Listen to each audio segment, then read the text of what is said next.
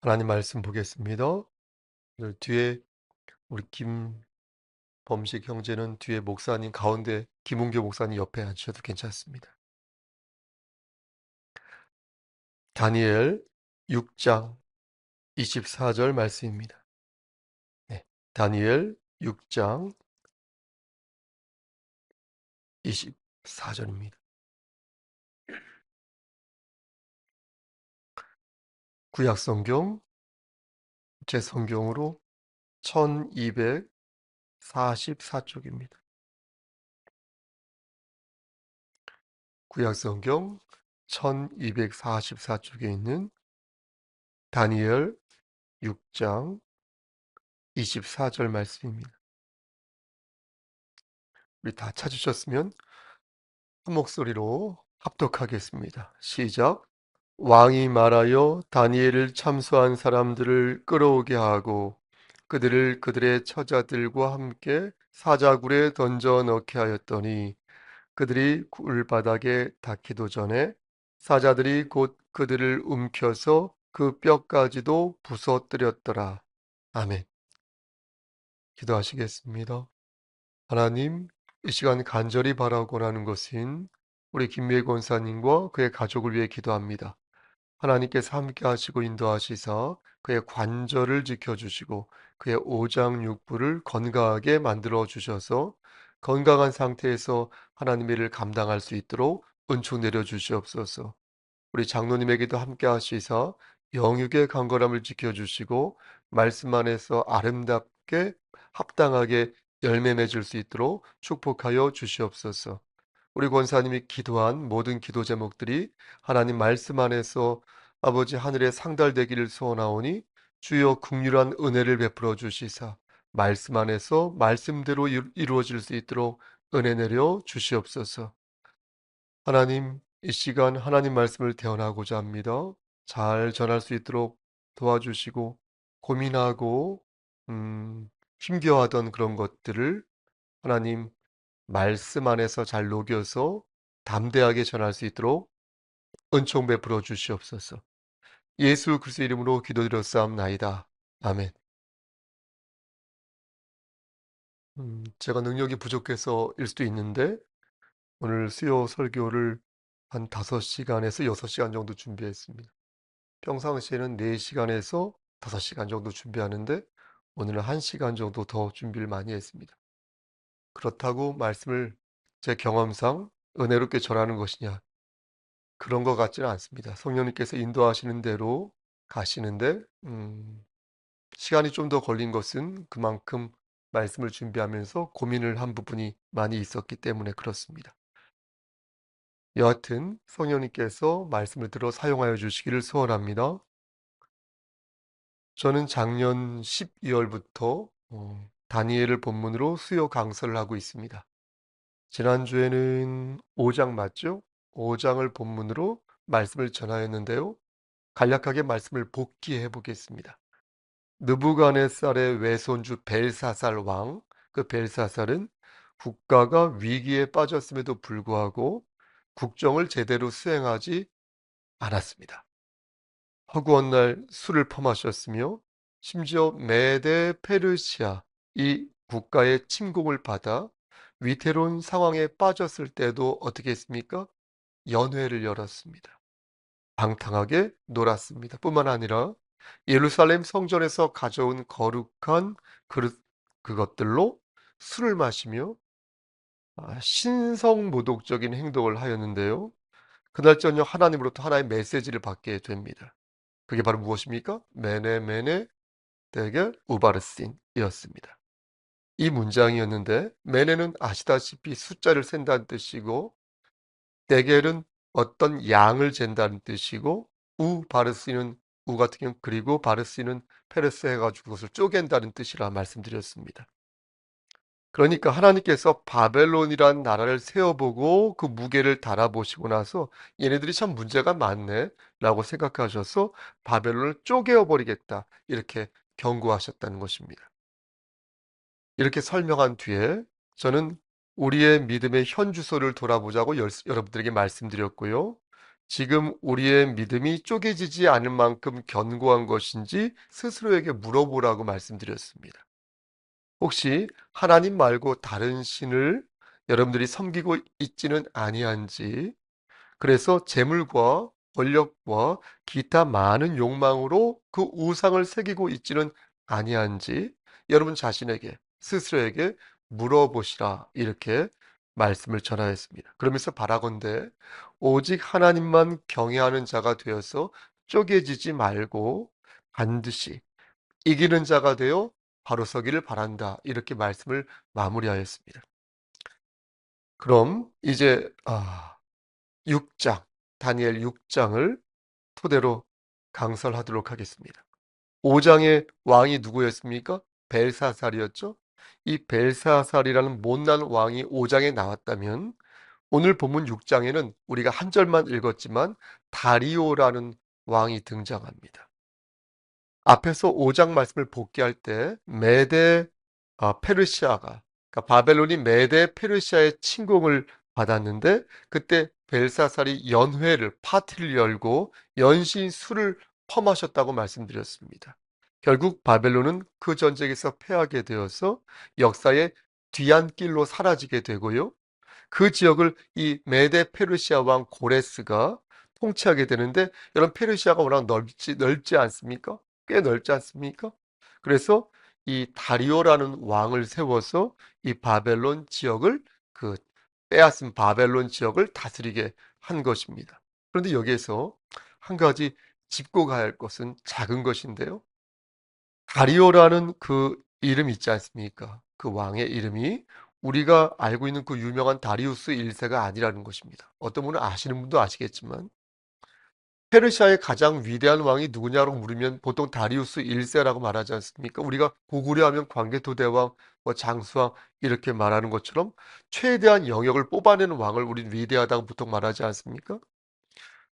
아, 다리우스 1세 때 페르시아의 영토가 어땠냐면 찾아보니까 동쪽으로는 오늘날 파키스탄하고 인도 아시죠? 거기까지 점령하였고요. 서쪽으로는 그리스 아시죠? 이집트 아시죠? 그쪽까지, 심지어 에게의 무역항까지 장악했다고 합니다. 남쪽으로는 아라비아 반도와 페르시아의 연안까지 다스렸고요. 그리고 북쪽으로는 중앙아시아까지 장악했다고 합니다. 대단하지 않습니까? 그런데 오늘 성경에 나오는 이 다리오는 우리가 잘 알고 있는 그 다리우스 1세가 아니라는 것입니다. 고레스 대왕 아래에 있던 장군이거나 혹은 어떤 고레스 대왕의 장인이었던 키악사레스 2세라고 보는 것이 옳겠다라는 것입니다. 제가 이 부분을 여러분들에게 강조하는 이유는요. 조금만 확인해도 다니엘 6장에 나오는 다리오가 다리우스 1세가 아니라는 것을 확인할 수 있는데도 불구하고 자꾸만 그렇게 말하는 것을 보면서 그 의도가 아마도 다니엘을 띄우기 위해서 다리오라는 그 왕을 포장하는 것이 아니었을까 싶은 것입니다. 여러분 생각해 보십시오. 다리오를 다리우스 1세로 치게 되면 세계사적으로 볼 때 더 스케일이 커지지 않겠습니까? 그쵸? 그러면 다니엘이 어떻습니까? 동반 상승할 것이기 때문에 자꾸 그렇게 보려하는 것이 아닐까 싶은 것입니다. 제가 지금 여러분들에게 강조하는 것은 무엇이냐면 성경의 초점, 성경의 핵심, 성경의 논점은 하나님에게 그 초점을 두어야 하는 것이지 인간에게 두어서는 그것이 은혜가 된다 하더라도 아니 된다는 것입니다. 이것은 비단 다리오뿐만 아니라 다니엘도 마찬가지예요. 성경은 하나님의 계시인 것이지 인간의 이미지를 고양하거나 아니면 영웅화시키는 것이 성경이 기술된 목적이 아니라는 것입니다. 그러므로 격가지로 말할 수 있겠죠. 격가지로 우리가 다니엘처럼 성도님들 이렇게 합시다. 다니엘처럼 어떻게 합시다. 이렇게 격가지로 말할 수는 있겠지만 여러분 그게 강설의 말씀의 본류가 되어서는 아니 된다는 것입니다. 성경의 메시지는 하나님의 말씀에 있지, 거듭 말씀드리지만 인간의 이미지를 고양하거나 인간을 영웅화시키는데 있지 아니하다. 이 부분을 여러분들에게 힘주어 말씀드리는 것입니다. 성경을 읽고 나서 제가 말씀을 적용을 하려고 노력하는데 제가 그 말씀을 적용하는 게 힘든 이유가 바로 여기에 있습니다. 성경을 인간의 교훈으로 생각하면 사실 쉽습니다. 적용하는 거. 어렵지 않습니다. 착하게 잘 삽시다. 반듯하게 잘 삽시다. 열심히 잘 삽시다. 어떻게 잘 어떻게 합시다. 이렇게 하면 되거든요. 쉽죠. 하지만 하나님의 뜻을 적용해야 되니까 이게 어려운 것입니다. 실천하는 것도 물론 더 어렵지만 그것을 적용하여서 해석하는 게 너무 어렵다는 것입니다. 이러한 맥락에서 6장 줄거리를 여러분들에게 정리하여 말씀드리면 이렇습니다. 메데 페르시아 왕 다리오는 바벨론을 다스리면서 다니엘을 수석 총리로 임명합니다. 총리가 3명이었거든요. 수석 총리, 그 중에서 가장 높은 수석 총리로 임명을 하려 하였는데 이에 시샘이 난 다른 두 총리 2명과 100 몇 명이죠? 120명의 고관들이 다니엘을 죽일 음모를 꾸밉니다. 그래서 수작을 부리는데 다니엘이 하루에 3번씩 하나님께 기도하는 것을 보고요. 30일 동안, 며칠 동안요? 30일 동안. 30일 동안 다리오 왕 외에 다른 신들에게 무엇을 구하는 자는 즉각 그를 어디에 집어넣기로 하겠다? 사자굴에 집어넣기로 하겠다. 이렇게 왕에게 허락을 받습니다. 이들은 확실하게 다니엘을 죽이기 위해서 왕에게 이것을 규례로 만들어 가지고 조인을 딱 찍고서 그것을 다시 고치지 못하게 하였는데 이는 왕이 만든 규례라 하여도 왕 스스로의 그 위엄을 지키기 위해서 왕조차도 그 규례를 바꿀 수 없게 하겠다라는 의도였던 것입니다. 다니엘이 이 사실을 몰랐겠습니까, 여러분? 다니엘이 이 사실을 몰랐을 리가 없습니다. 하지만 다니엘은 하루에 3번 하는 기도를 멈추지 않았습니다. 그들의 수작과 그들의 의도를 알고 있었는데 기도를 멈추지 않았다고요. 이것은 왕의 규례를 정면으로 거스르는 것이었습니다. 위반하는 것이었습니다. 여기서 우리는 2가지 질문을 할 수 있습니다. 하나는 좀 쉬운데요. 첫 번째 질문은 왜 다니엘은 하루에 3번이나 기도를 한 것일까? 그리고 2번째 질문은 왜 다니엘은 기도를 멈추지 않은 것일까? 이 부분입니다. 하루에 3번 기도하는 것은 쉽게 답할 수 있습니다. 유대인의 전통이었기 때문입니다. 시편 55편 17절 말씀을 보면 유대인들이 저녁과 아침과 점심, 그러니까 아침, 점심, 저녁 이렇게 기도하였다는 말씀이 나옵니다. 그래서 그 전통에 맞추어 다니엘이 기도한 것입니다. 그럼 꼭 그때 기도해야 될까요? 아침, 점심, 저녁? 그러니까 하루에 3번 시간에 맞추어서 기도하지 않으면 어떤 제재나 징계를 받게 될까요? 그렇지는 않습니다. 이것은 하나의 습관이에요. 하나의 생활이고 루틴입니다. 개인의 신념일 뿐인 것이지 그렇게 하지 않는다고 해서 법적인 제재를 가하거나 아니면 신앙적으로 지탄을 받는 것은 아닙니다. 이슬람 종교 같은 경우는 어떤지 아십니까? 이슬람 종교는 하루에 5번 기도, 원래 50번이었는데 나중에 이렇게 해서 5번 줄었는데 어쨌든 하루에 5번 기도하는데 그들 역시 마찬가지로 그것을 지키지 않았다고 해서 징계를 받거나 신앙적으로 지탄을 받는 것은 아닙니다. 그럼 자연스럽게 2번째 질문으로 넘어가게 되는데 왜 다니엘은 기도를 멈추지 않았던 것일까요? 신앙적으로도 징계받거나 지탄을 받는 것도 아닌데 왜 그렇게 어금니를 꽉 깨물면서 끝까지 하나님께 기도를 했던 것일까요? 전 이 부분을 앞에서 말씀드린 것처럼 많이 고민했습니다. 왜 다니엘은 기도를 멈추지 않은 것일까? 여러분들이 어쩌면 마음속으로 뭘 그걸 목사님이 돼가지고 걱정하십니까? 이렇게 생각하실 수도 있어요. 그래서 저는 고민했습니다. 꼭 그래야 했을까? 한 번 밀리면 끝이니까 초전에 박살을 내야겠다는 그런 심사로 처음부터 끝장을 본 것일까? 끝장을 보려 한 것일까? 그런데 꼭 그래야 했을까? 우린 이 대목을 하나님 편에서 생각해야 되겠습니다. 다니엘의 철두철미한 계획과 신념 차원에서 이 부분을 생각한다면 다니엘의 행동이 자칫 목리처럼 보이기 때문에 그렇습니다.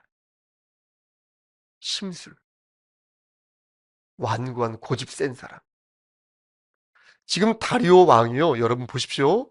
지금 다리오 왕이 하나님 앞에 구하지 말고 나에게만 절하라고 말한 게 아니잖아요. 예? 또 지금 다리오 왕이 영원토록 네가 하나님 앞에 구하지 말고 내 자신에게만, 다리오 자신에게만 구하라고 말한 거 아니지 않습니까? 그러면 30일 정도 쉬었다가 갈 수도 있는데 다니엘은 바득바득 끝까지 자신의 기도 생활을 고집한 것입니다. 여러분 그렇지 않습니까? 이건 제3자가 볼 때 무척 이기적이고 심술 맞은 목리 같은 거 아닙니까? 그렇게 보일 수 있는 거 아니겠습니까? 보일 수도 있는 거 아닙니까? 제가 이 부분을 이해하기 쉽게 조금 풀어서 여러분들에게 한번 설명해 보겠습니다.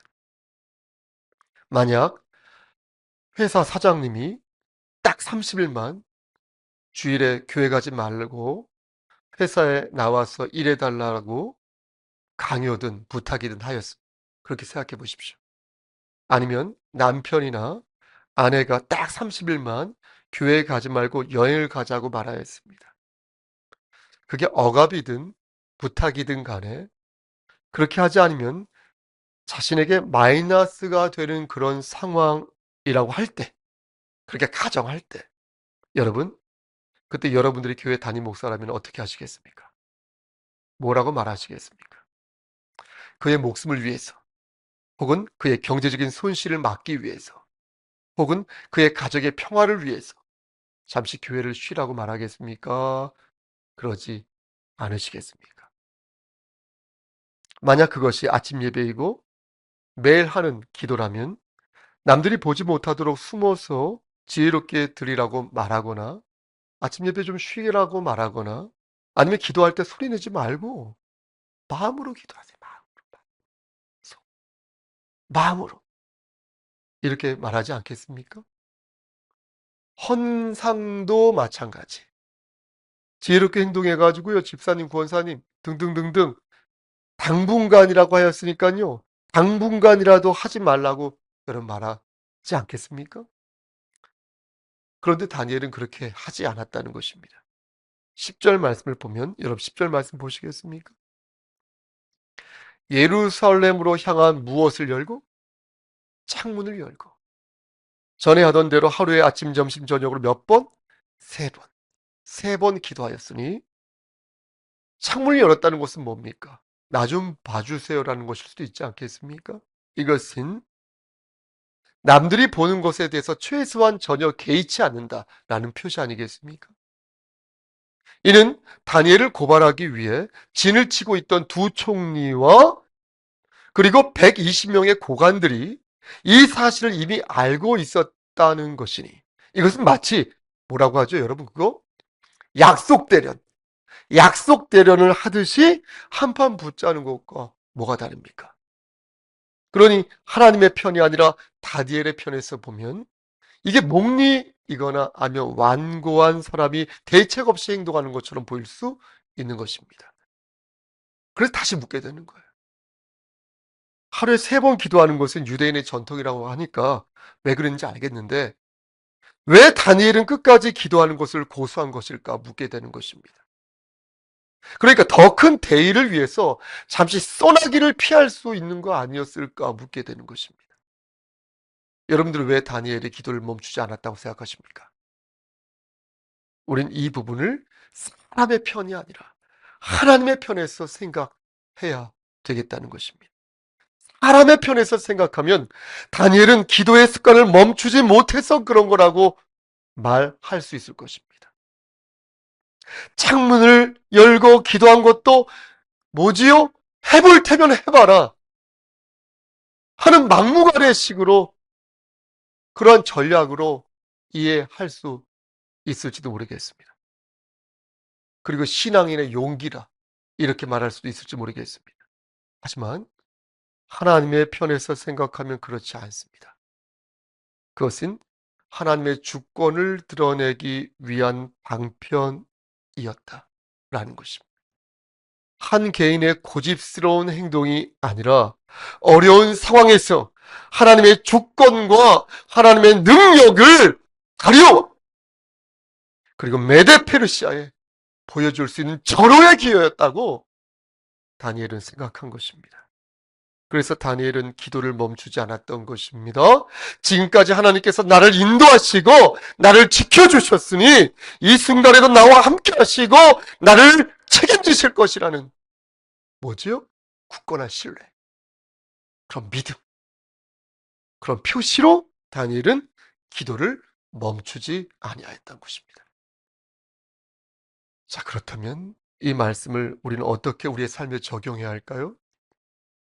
앞에서 제가 예시를 든 것처럼 회사 사장님이 딱 30일만 주일에 교회에 가지 말라 하고 남편이나 아내가 30일만 교회에 가지 말라고 말할 때 우리는 어떻게 해야 하는 것이 합당할까요? 다니엘은 죽으면 죽겠다라는 각오로 하나님의 주권을 믿고 이번 기회가 하나님의 능력을 보여줄 수 있는 절호의 기회라고 생각했는데 우리는 어떤 식으로 하나님의 주권을 받드는 선택을 할 수 있을까요? 결과적으로 다니엘은 여러분 보십시오. 아무런 해도 입지 않았습니다. 사자굴에서 살아남았고요. 살아왔고요. 이로써 왕의 신임도 얻게 되었습니다. 뿐만 아니라 다니엘을 참수한 사람들 모두 그들의 처자와 함께 아내와 자식들과 함께 사자굴에 던져져서 사자밥이 되었습니다. 뼈까지 씹어먹길 전 사자밥이 되었습니다. 그렇게 해피 엔딩을 맞이하게 되었습니다. 그럼 우리도 그렇게 될까요? 그럴 것 같지 않습니다. 그럼 우리는 어떻게 해야 할까요?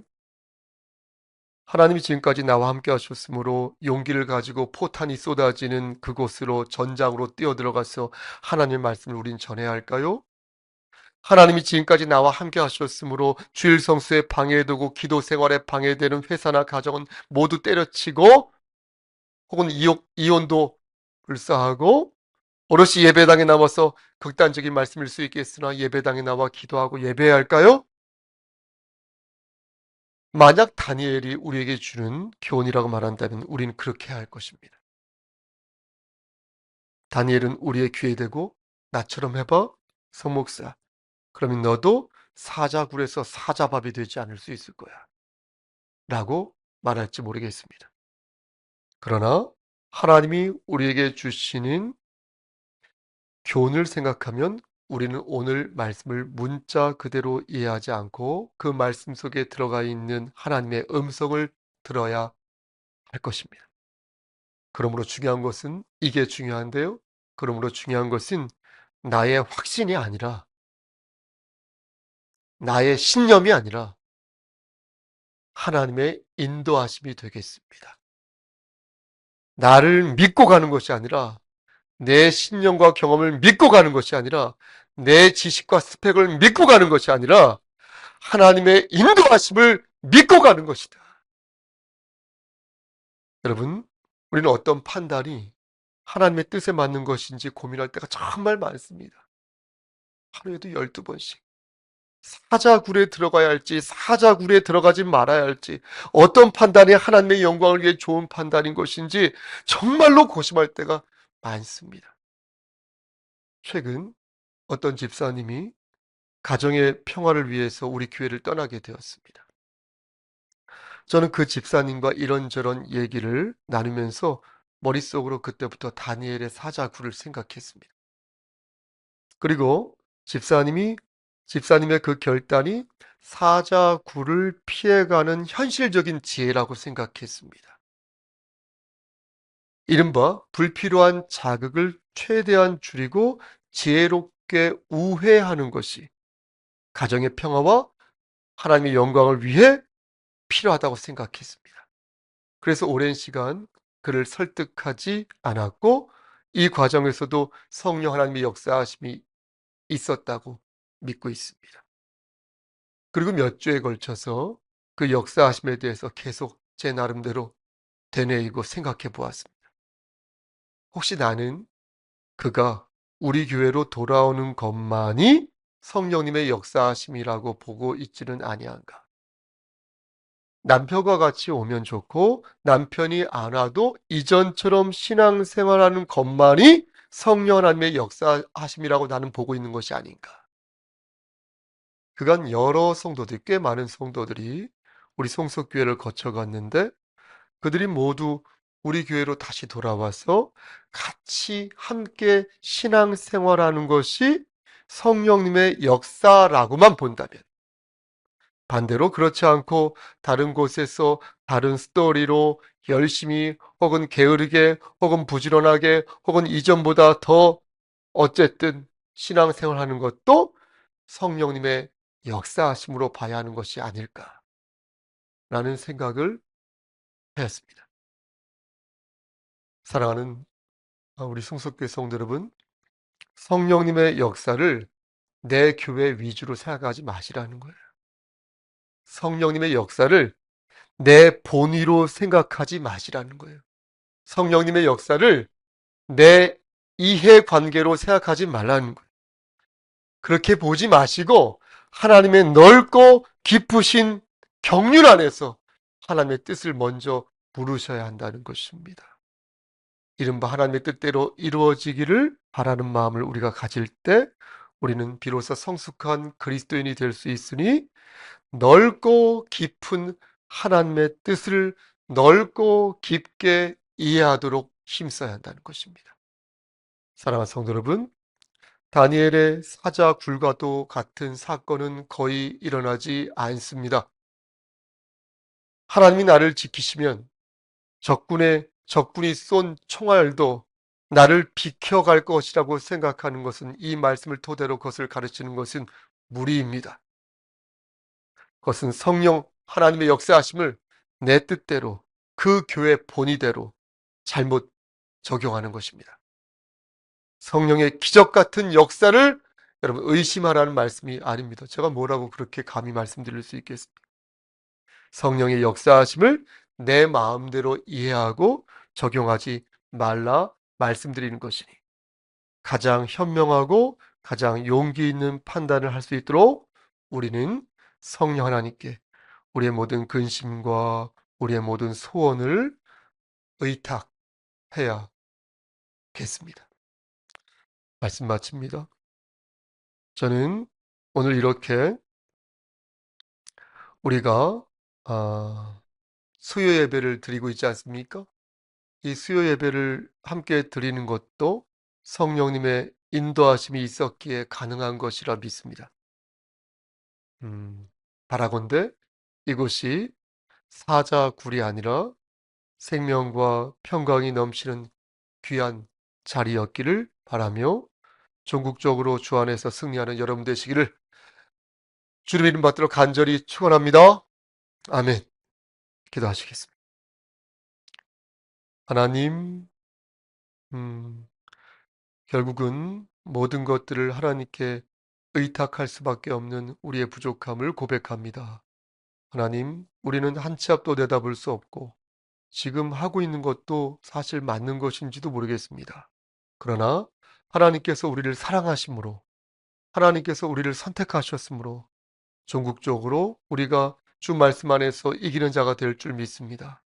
하나님, 우리는 무조건 하나님을 의지하겠사오니 성령님께서 우리에게 지혜를 더하여 주시고 우리를 바른 길로 선도하여 주시옵소서.